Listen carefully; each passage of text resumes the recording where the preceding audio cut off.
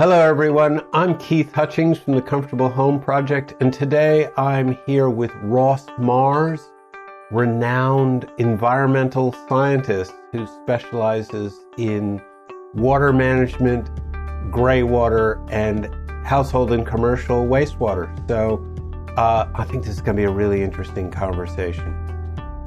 So Ross, what is your origin story? How did you get into the water business? Many years ago. All of my aspects of my life is under the umbrella of permaculture. Yep. And so I wanted to look at what aspect of permaculture that I'd like to focus on as a career, because rather than like to specialize in something. And I had a strong interest in all things water, so it made sense in those days to do a PhD in greywater at that time, so Dr. Greywater. Yeah. And then basically moved into rainwater, wastewater, irrigation, etc., bore water, storm water. So that's how it all happened. And it's just ironic that in our recent times, in my head, jobs and opportunities were going to arise in energy, water, food, shelter, health and well-being, and community. Yeah. And that's what permaculture is all about. Permaculture is all about energy and water and health and well-being and food and community and shelter. So it just made sense at the time, and so I'm in a very good business. Yeah, the world has finally caught up with you. I think what's happened has been a wake-up call for many people, and you'll find that people suddenly decide to grow food again, to know where that comes from, be a bit more self-reliant, which is probably important, and certainly build some resilience in the community.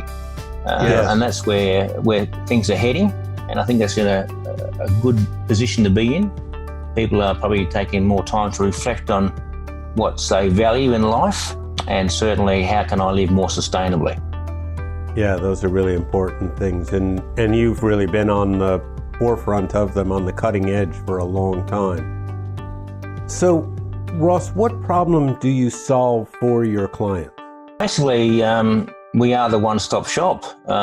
Any aspects of water management, whether it's just looking at stormwater on a property, or harvesting rainwater from the roof and plumbing it to your house, or recycling your greywater in your gardens, or installing a whole wastewater system to treat the whole house wastewater.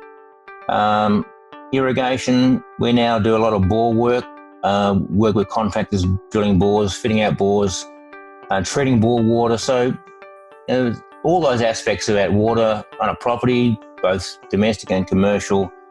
And that includes various things about applications and sizing and specifications for applications, and certainly doing site and soil evaluations for subdivisions, and all that aspect is coming into play now with the new sewage policy. So there's a lot of work out there for us, which is great.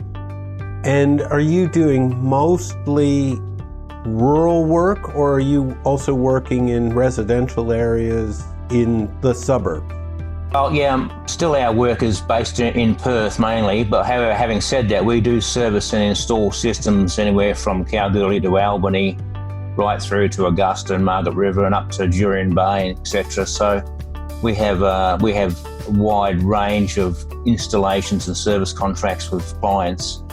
But the majority of our work is still through the hills of Perth and the Perth suburbs themselves. I mean, Perth suburban people would like a little rainwater tank and, capture some of the water, offset their water balance, and then we also do greywater systems and recycling, just so people can have an amenity to water their gardens. Yeah, using their wastewater, which just makes so much sense. Yeah, it certainly does.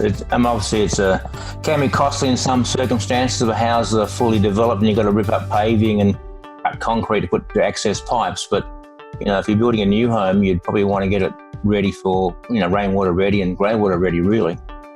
And I suspect this is kind of a foolish question, but I'm going to ask it anyway, because I don't know there's anybody else in Perth doing what you do, but why would they want to use you as opposed to someone else who is a water specialist? There are about a handful of people in the industry. I certainly would be, without boasting too much, the most respected and well-known. in the industry, in the wastewater, greywater industry, and also with councils, etc. And I certainly have skills to enable, to solve people's problems. So if they come to an scenario, I can give people advice about what size tank, how much water they could probably harvest, recycle, reuse. So all those kind of intricate details about stormwater management and sizing gutters, what kind of irrigation you need, how much irrigation you need. So it's a case of having the skills and the personnel to be able to undertake all those kind of tests and to assess a property and then advise people correctly and hopefully save the client some money. Giving people a chance to get to know you, what are you passionate about aside from water? Well, as I mentioned earlier, that all of my life is under the umbrella of permaculture. So I also am an author.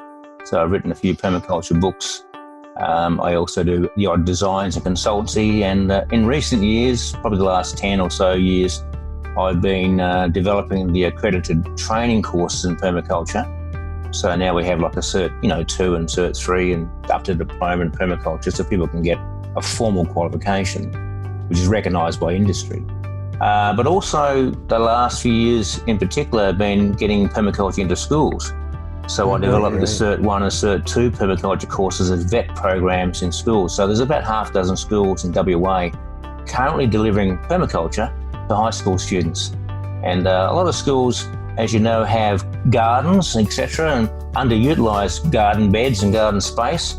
And so I've been working with a few schools to develop an outside classroom environment and to obviously link the curriculum stuff to the training, and then obviously giving the kids those skills in growing food, but also how to prepare food and use the products and make jam, and so it goes. So I've been running training courses for teachers on that and developing some online courses for them to deliver in schools, which has been great. There's been a great response from schools. We're trying to roll it out to the rest of Australia, and it might take a little while, but at the moment it's thriving in WA. Slowly. Can you just give us a really quick rundown of what permaculture is, just the sort of 30-second version of a 2-day course? Well, permaculture historically arose out of permanent agriculture. And so it was focusing on food and fibre and timber and products, and what we use in everyday life. But very early on, it developed into permanent culture. And so it embraces all aspects of human settlement. And so it's the houses we build, the food we grow, the waste we recycle, the energy we produce, the community interactions we maintain. So it become more embracing and more holistic, and certainly has some strategies and skills for people to live a more sustainable life. Yes, yeah. It's something I've been interested in for years, but I've never studied it. And it's definitely a very wide-reaching look at our world and our culture, and that's fascinating, and how all the little aspects fit into it. Right. Thank you, everyone, for joining us to have a quick chat with Ross Mars. If you're interested in doing better things with the water coming out of your house and the water going into your house, he's the man to talk to. Thank you, and we'll see you again.